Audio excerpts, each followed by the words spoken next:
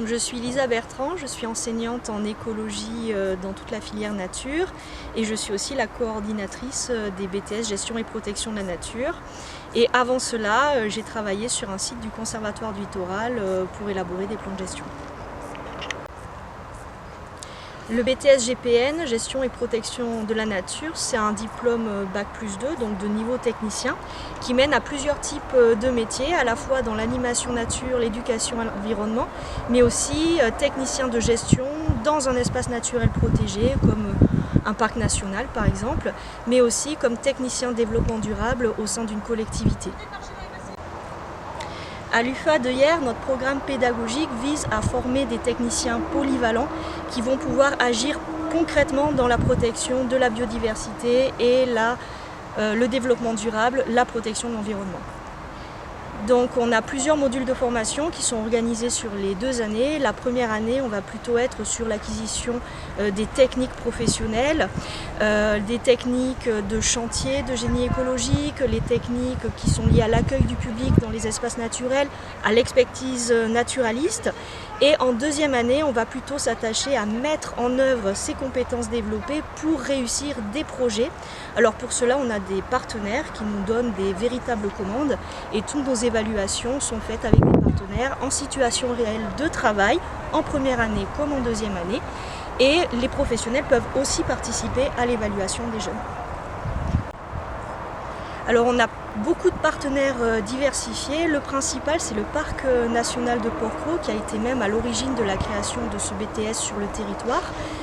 Donc on est très axé sur des problématiques méditerranéennes, que ce soit insulaires, marines, littorales, mais aussi ailleurs on a la chance d'avoir beaucoup d'espaces très diversifiés avec le département de métropole le plus riche en biodiversité, ce qui fait que c'est un terrain d'étude idéal, que ce soit pour les écosystèmes forestiers, terrestres, aquatiques, etc.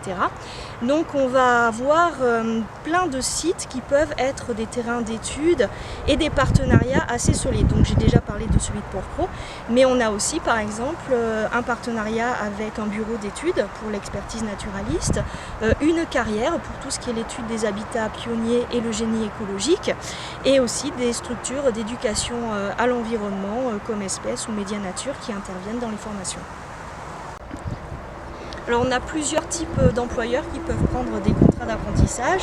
Il y a les collectivités territoriales, les parcs nationaux, donc des établissements publics, le secteur associatif pour tout ce qui concerne l'éducation et l'environnement, et le secteur privé avec par exemple des entreprises de génie écologique ou des bureaux d'études en expertise naturaliste. Alors ces employeurs, ils vont avoir une façon de percevoir l'apprentissage qui peut être différente. Soit c'est des employeurs qui ont envie d'accompagner un jeune dans l'obtention du diplôme sur un territoire, ça peut être le cas par exemple pour une collectivité, sans avoir forcément envie de le recruter derrière parce qu'il n'y a pas de besoin dans le centre, dans l'établissement. Mais parfois c'est le cas, parfois on a aussi des collectivités qui embauchent parce qu'il y a des perspectives derrière de poursuivre soit en licence professionnelle, soit de recruter le jeune. Ensuite, on a des employeurs qui sont vraiment dans des logiques de formation, d'accompagnement pour améliorer les compétences dans la filière. Et ça, par exemple, ça va être le secteur privé, comme les bureaux d'études et les entreprises de génie écologique. Et enfin, il y a le secteur associatif, qui est le secteur qui recrute le plus en éducation à l'environnement à l'issue de la formation. Et aussi, il y a souvent des perspectives d'embauche à la sortie du diplôme dans ce secteur, que ce soit dans la structure qui est formée ou que ce soit dans une autre structure à la sortie. Alors l'apprentissage, il prend beaucoup de sens dans cette filière et peut-être plus que dans toutes les autres filières que nous proposons ailleurs. Alors contrairement à d'autres, comme l'aménagement paysager, le métier n'est pas en tension, c'est-à-dire qu'il y a beaucoup de jeunes qui veulent faire ce diplôme, il y a beaucoup de diplômés. Mais les employeurs qui sont issus souvent de formations scientifiques, ils sont extrêmement exigeants et ils vont regarder vraiment l'expérience. C'est-à-dire que quand on a beaucoup de candidats qui ont à peu près les mêmes diplômes, qu'est-ce qui compte? Ce qui compte, c'est l'expérience développée. Et au départ, l'analyse que l'on a eue, c'est qu'on a vu qu'il y avait des postes à pourvoir dans cette filière, mais que les recruteurs, ils trouvaient que le candidat, il n'avait pas assez développé d'expertise, ils n'avaient pas assez d'expérience, d'activité à proposer, de savoir-faire. Et c'est la raison pour laquelle finalement on a décidé d'ouvrir ce diplôme à Hyères afin de pouvoir répondre en partie aux besoins des professionnels dans cette filière. Alors l'apprentissage, il prend beaucoup de sens dans cette filière et peut-être plus que dans toutes les autres filières que nous proposons ailleurs.